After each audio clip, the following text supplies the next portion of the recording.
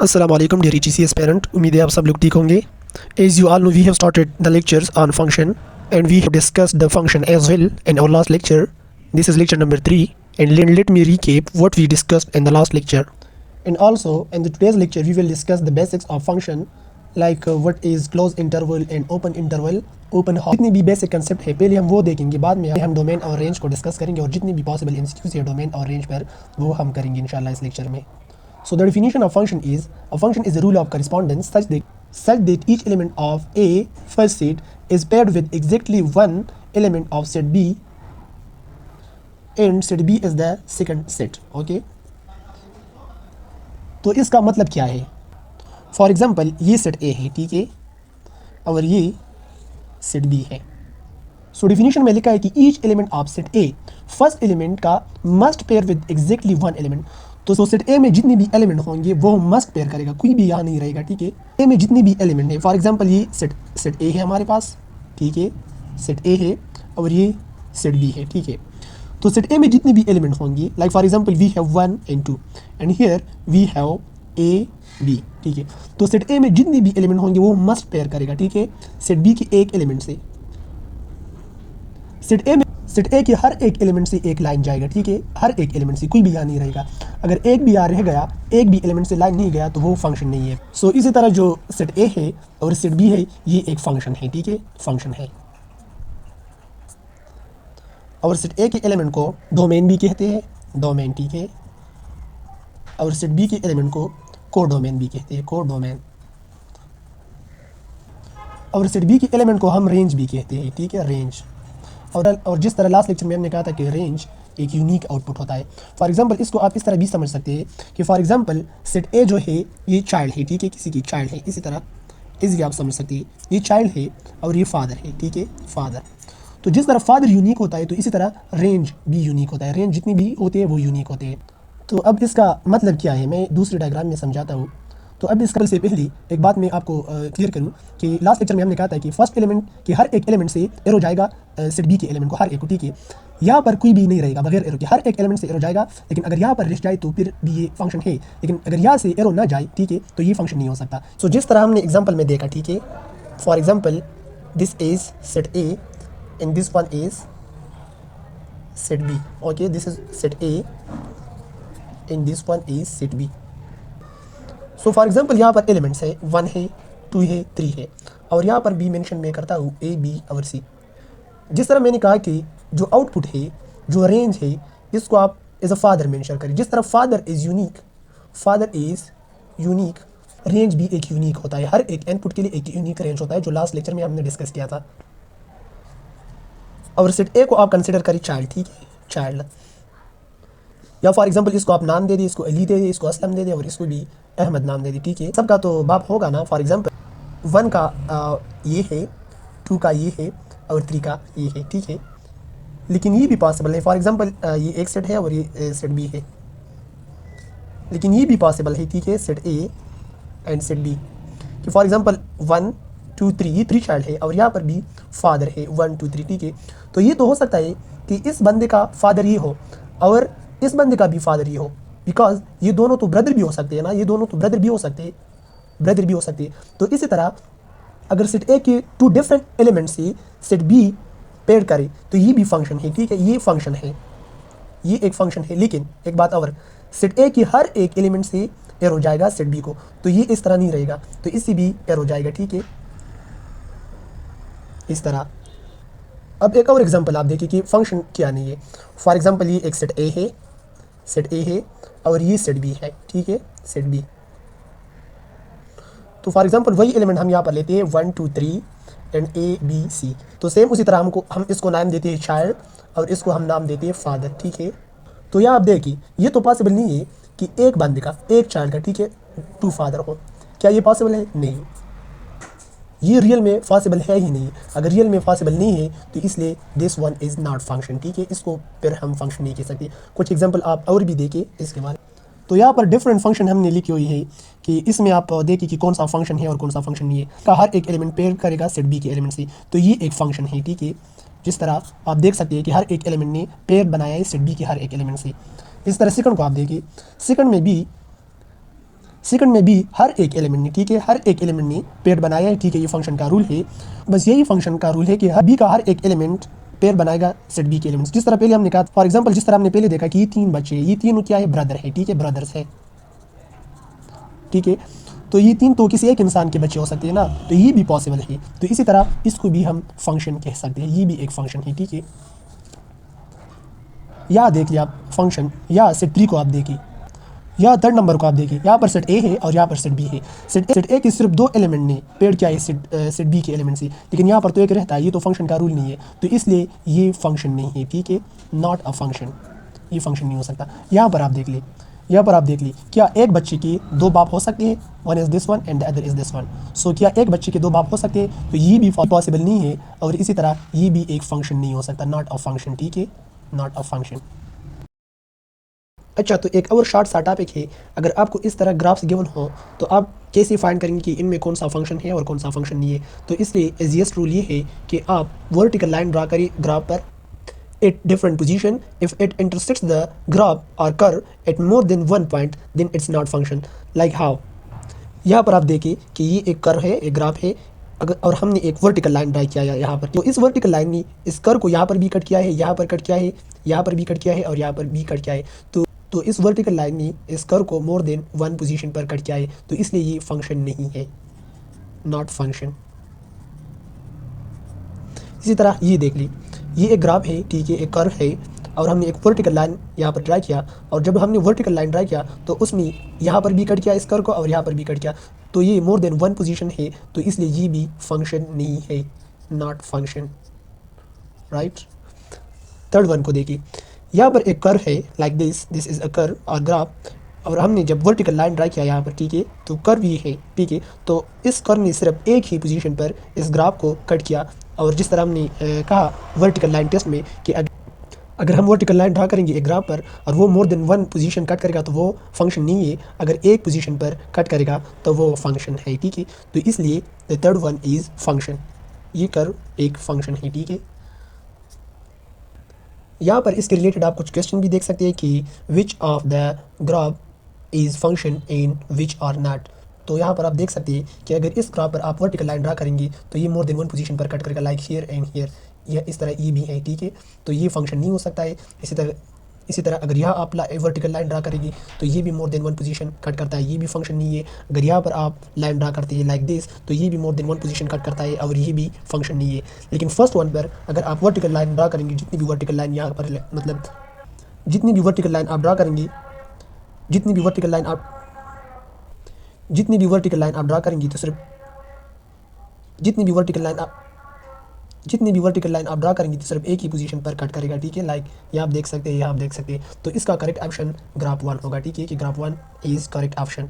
कि आप यहाँ देख सकते हैं सेकंड क्वेश्चन में यहाँ पूछा है कि which graph is not function, यहाँ पूछा है कि इन ग्राफ में कौन सा फंक्शन नहीं है। तो यहाँ आप देख सकते हैं कि ये सब जब हम वर्टिकल लाइन ड्रा करेंगे तो सिर्फ एक ही पोजीशन पर एक ही बार कट करेगा, तो ये भी फंक्शन है, ये भी फंक्शन है, इसी तरह ये भी फंक्शन है, ठीक है, लेकिन ये फंक्शन नहीं हो सकता। यहाँ आप देखिए अगर आप वर्टिकल लाइन ड्रा करेंगे तो यहाँ पर भी कट करता है, यहाँ पर भी कट करता है, अगर यहाँ भी आप वर्टिकल लाइन ड्रा करेंगे तो यहाँ भी कट करता है, यहाँ भी कट करता है, तो इसलिए ग्राफ 1 इज़ नॉट फंक्शन, ठीक है। अच्छा, यहाँ पर आपके लिए एक और इम्पॉर्टेंट नोट, अगर 2 सेट गिवन हो और आपसे पूछा जाए कि नंबर ऑफ फंक्शन कितनी होंगी इन 2 सेट्स की, तो वो आप कैसे फाइंड कर सकते हैं। फॉर एग्जाम्पल ये सेट 1 है, for example this is set 1 and this one is set 2, ठीक है। अगर इसमें 2 एलिमेंट्स है, ठीक है, 2 एलिमेंट्स है, और इसमें 3 एलिमेंट्स है, ठीक है, 3 एलिमेंट्स है, और आपसे पूछा जाए कि number of function from set of 2 elements to set of 3 elements की नंबर ऑफ फंक्शन कितने होंगे, तो आप कैसे फाइंड कर सकते हैं। यहाँ पर हमने लिखा है कि suppose set A B 2 set है, फॉर एग्जांपल जिस तरह हमने यहाँ लिखा है कि set 1 and set 2 contain P के एलिमेंट्स, जिस तरह यहाँ एलिमेंट्स थी 2 और 3 एंड 4 3 6 एलिमेंट थी, तो इस तरह सेट ए और सेट बी में फॉर एग्जांपल एलिमेंट्स है पी और क्यू रिस्पेक्टिवली, तो इन 2 सेट्स के नंबर ऑफ फंक्शन कितने बनते हैं, ठीक है, from set A to set B, इस तरह गिवन होगा। तो इसके लिए जो शॉर्ट फार्मूला है वो ये है कि सेट बी की जितने एलिमेंट्स है, ठीक है, जितने एलिमेंट्स है तो आप बेस में रखेंगे, ठीक है, और सेट ए के जितने एलिमेंट्स है लाइक यहाँ पर पी था तो वो आप पावर में रखेंगे, और इससे जो आंसर आता है वो नंबर ऑफ फंक्शन है, ठीक है, from set A to B. अगर यहाँ पर आप देखिए, ठीक है, अगर जिस तरह मैंने आपसे पूछा कि सेट 1 से सेट 2 तक कितनी फंक्शन यहाँ बन सकती है, तो सेट 2 में टोटल नंबर ऑफ एलिमेंट्स कितने हैं, 3 है, और सेट फर्स्ट में टोटल नंबर ऑफ एलिमेंट्स कितने हैं, 2 है। तो 3 क्रॉस 3 कितने एलिमेंट्स बनते हैं, 9, ठीक है। तो total number of function from set A और सेट 1 टू सेट 2 इज़ 9। अच्छा, यहाँ पर एक क्वेश्चन लिखा है, आप देखिए कि number of function from set of 3 element, ठीक है। सेट एक मतलब सेट ए है और सेट ए में कितने एलिमेंट्स है, 3 एलिमेंट्स है, टू सेट ऑफ 4 एलिमेंट। एक सेट बी है और सेट बी में कितने एलिमेंट्स है, 4 एलिमेंट्स है। तो जिस तरह हमने फार्मूला में देखा कि सेट बी के जितने एलिमेंट्स है वो आप बेस में रखेंगे लाइक 4, और सेट ए के जितने एलिमेंट्स है वो आप पावर में रखेंगे लाइक 3। अगर 4 हम 3 टाइम क्रॉस करेंगे तो इसी क्या आता है, 4 4 16 और 16 4 इज़ 64, ठीक है। तो राइट आंसर इज़ 64। यहाँ पर ये गलती कभी ना करना कि जो सेट ए के जो एलिमेंट्स है, ठीक है, वो आप बेस में लिखी, और जो सेट बी के जो एलिमेंट्स है वो आप पावर में लिखी, तो इससे 121 आएगा, और ये भी ऑप्शन में गिवन है, but this will be your wrong question, ठीक है। तो ये बात ज़रूर याद रखना। इसी तरह एक और क्वेश्चन है कि नंबर सेट ए एलिमेंट्स 2 है और number of set B element कितने हैं, 4 है। Then numbers of function from set A to set B, total कितनी फंक्शन बन सकती है। तो सेम सेट बी एलिमेंट की जितनी फंक्शन, सेट बी एलिमेंट की जितनी एलिमेंट्स है वो आप बेस में लिखेंगे लाइक 4, और सेट 1 और सेट ए एलिमेंट की जितने एलिमेंट्स है वो आप पावर में लिखेंगे, और 4 क्रॉस 4 से क्या आता है, 16। 16 इज़ आवर राइट आंसर। तो यहाँ रेंज और डोमेन से पहले कुछ बेसिक्स पॉइंट है, ये आप समझिए, क्योंकि रेंज और डोमेन में हम बार बार ये मेंशन करते हैं कि function belong to real number, function belong to non positive real number, non negative real number, और जो ओपन क्लोज्ड और half open half close interval ही क्या है, तो ये हम देखते हैं इस बेसिक लेक्चर में। पहले हम ये देखेंगे, क्योंकि रेंज और डोमेन में बार बार ये चीज़ें सामने आती है, तो फिर आपको मसला नहीं होगा इंशाल्लाह। तो यहाँ पर आप देखिए कि रियल नंबर और इमेजिनरी नंबर क्या है। अच्छा, तो रियल नंबर क्या है, those number which do not contain iota, ठीक है, आयोटा और कॉल्ड रियल नंबर। आयोटा क्या है, under the root -1 is called iota, और अंडर द रूट में जब निगेटिव नंबर्स आते हैं तो वो हम फंक्शन में डिस्कस नहीं करते, इंशाल्लाह आगे हम देखेंगे इसके बारे में। और फिर एक और बात आप नोट कर ली कि रियल नंबर क्या है। रियल नंबर क्या है, तो real number is the union of rational and irrational number. तो रियल नंबर रेशनल और इरेशनल का यूनियन है, ठीक है। जितनी भी रेशनल और इरेशनल नंबर है वो रियल नंबर है, ठीक है। अब रेशनल नंबर में सारी frictions, decimal, positive, negative, zero, ये सब आती है। और जिस तरह इरेशनल नंबर आपको पता है कि नॉन परफेक्ट स्क्वायर हो, जिस तरह अंडर द रूट 2 है या पाई है, ये सब इरेशनल नंबर है। तो इसी तरह रेशनल और इरेशनल का जब हम यूनियन लेते हैं तो वो हमें रियल नंबर देते हैं।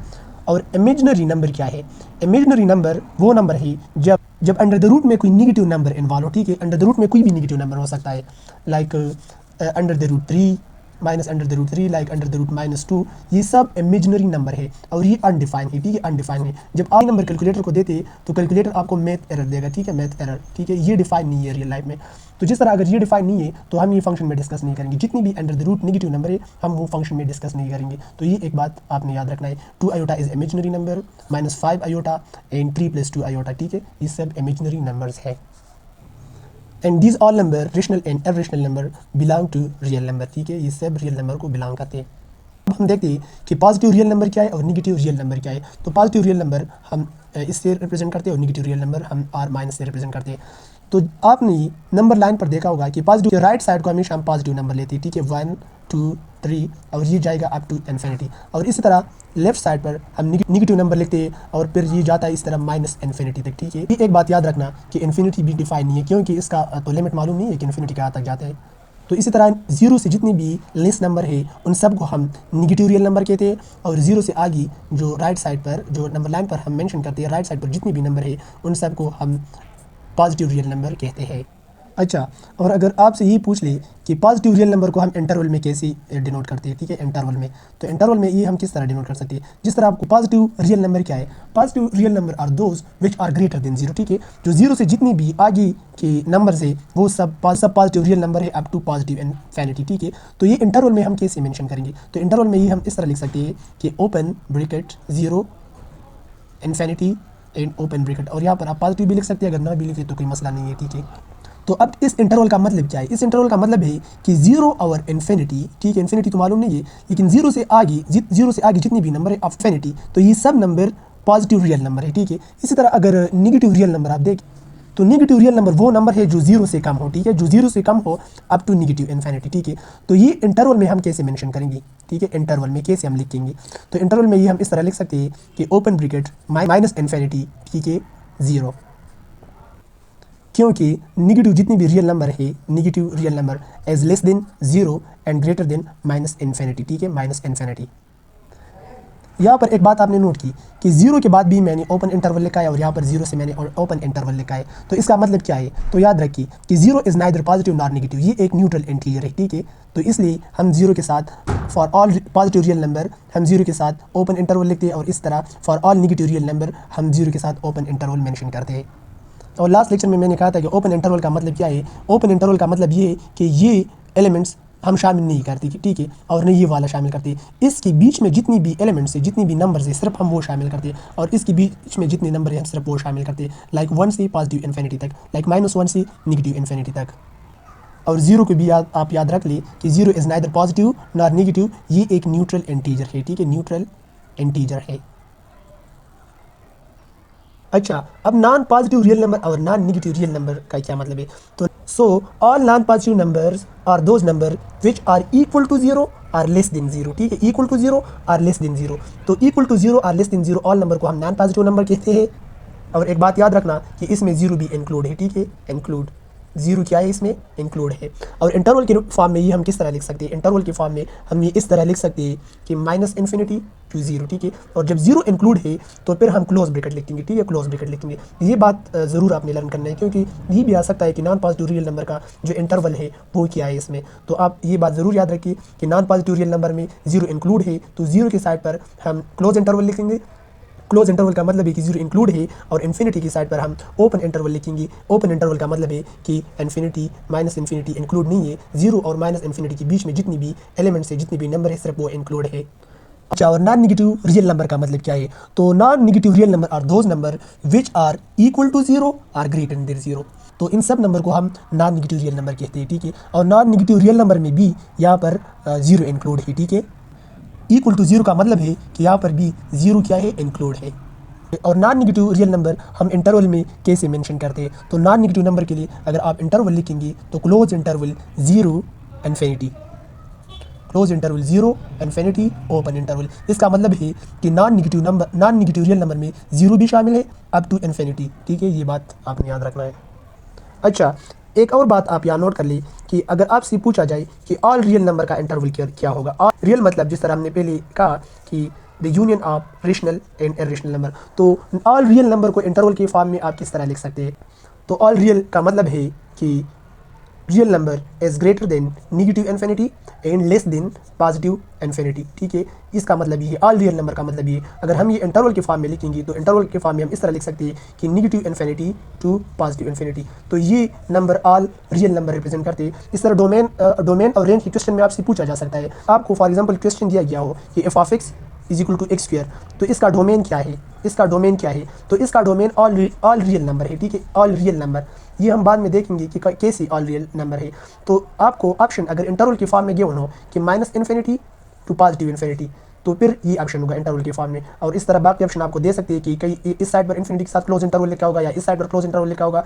तो जब भी आपको इन्फिनिटी के साथ क्लोज इंटरवल मिले तो वो ऑप्शन ही गलत है और वो ऑप्शन को आपने डायरेक्टली गलत मार्क करना है। तो ये बात आपने ज़रूर याद रखना है।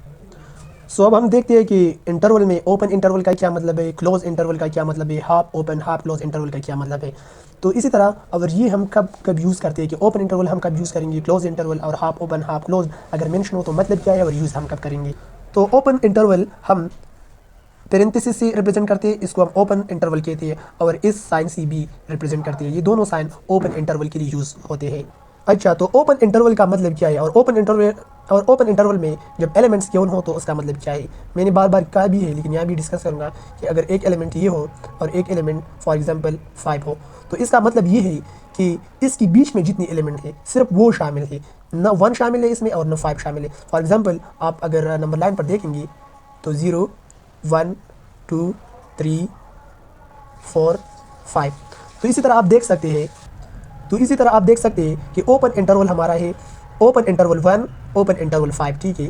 तो इसका मतलब ये है कि 1 और 5 के बीच में जितनी भी रियल नंबर है सिर्फ वो शामिल है, ठीक है, सिर्फ वो नंबर शामिल है, न ये 1 शामिल है इसमें और न 5 इसमें शामिल है। तो इसमें कौन से नंबर शामिल है? 2 शामिल है, 3 शामिल है और 4 शामिल है।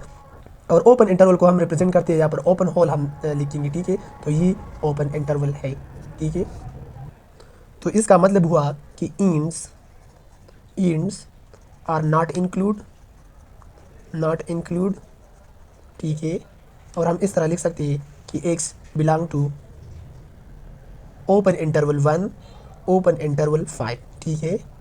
और रिप्रेजेंट आप इस तरह कर सकते हैं कि ओपन इंटरवल 1 और open interval 5।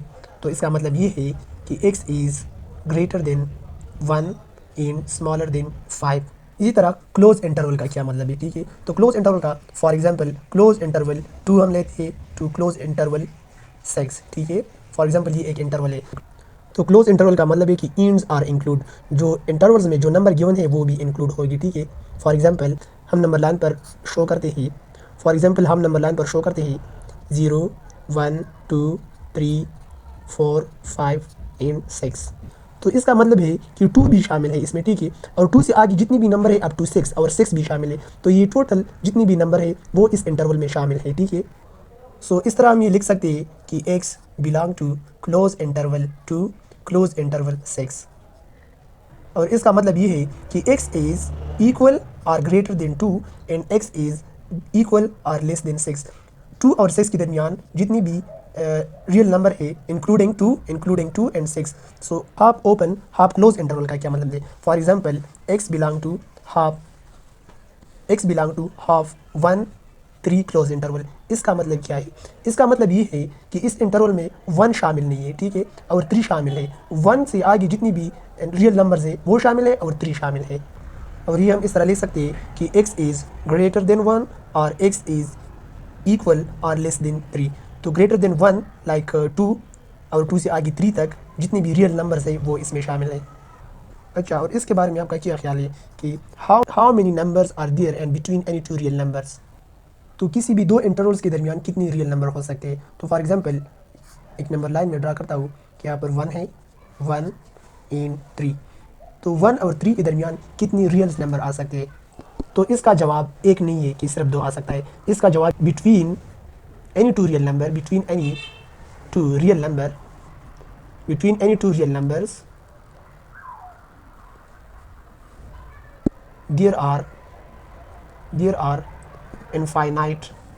there are infinite real number. There are infinite real numbers. Infinite real numbers को हम तो लिख नहीं सकती, तो इसलिए हम नोटेशन यूज़ करते हैं या जो इंटरवल्स की फॉर्म में हम फंक्शन लिखते हैं। और हाँ, अगर इंटीजर की बात की जाए तो इंटीजर सिर्फ 1 इंक्लूड है, ठीक है। इंटीजर सिर्फ 1 ही है, लेकिन real numbers infinite real numbers है बिटवीन एनी 2 रियल नंबर्स। अच्छा, तो कभी कभी ये ब्रैकेट्स भी हम यूज़ करते हैं, फॉर एग्जांपल 0 1। तो इसका मतलब क्या है, ये कोई इंटरवल्स नहीं है, ठीक है, कि हम मेंशन करें कि ये कोई इंटरवल है 0 और 1। ये कोई इंटरवल नहीं है, दी जस्ट नंबर है, ठीक है। These are just numbers not interval, ठीक है।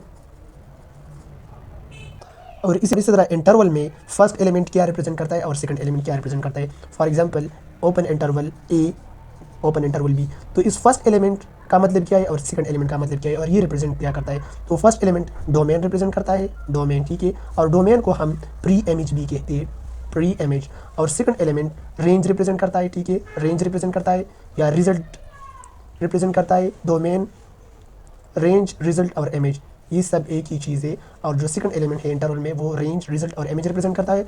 और जो फर्स्ट एलिमेंट है इंटरवल में वो डोमेन रिप्रेजेंट करता है और प्री इमेज भी कहते हैं हम डोमेन को। अच्छा, और एक बात और नोट कर ली कि इन्फिनिटी को हम हमेशा क्यों ओपन इंटरवल में लिखते हैं, ठीक है। इन्फिनिटी को हम हमेशा ओपन इंटरवल में क्यों लिखते हैं। तो इन्फिनिटी का मतलब क्या है, infinity is just a direction not a destination, okay. So it's always written with open parenthesis. ये हम कभी भी इंटरवल्स में शामिल नहीं करते, ठीक। सो infinity is not a specific number, it cannot be reached or included, ठीक है। तो इसलिए इन्फिनिटी को हम हमेशा ओपन इंटरवल्स में लिखते हैं, ना कि क्लोज इंटरवल में।